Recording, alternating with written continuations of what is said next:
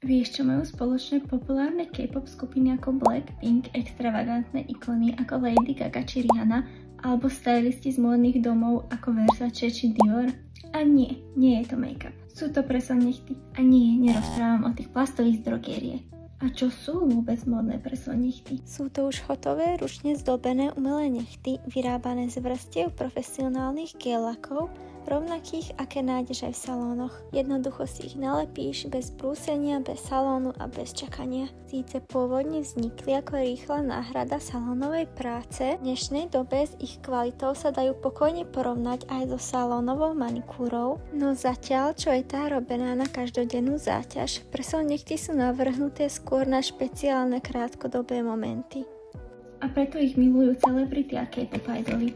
Rýchlo sa menia, hodia sa k outfitom a sú šetrné k prirodzeným nechtom. A komu sa najviac hodia? Tým, čo nemôžu mať manikúru kvôli práci, alergikom na gel alebo UV, alebo kreatívnym dušiam, čo chcú mať dneska nude a zajtra extravagantný 3D set. Prson nechty sú dnes nielen lacnou náhradou salónu, sú nástroj na seba vyjadrenie, hravý módny doplnok a štýlová voľba, ktorá dáva slobodu. Tak čo? Vyskúšala by si niečo podobné aj ty?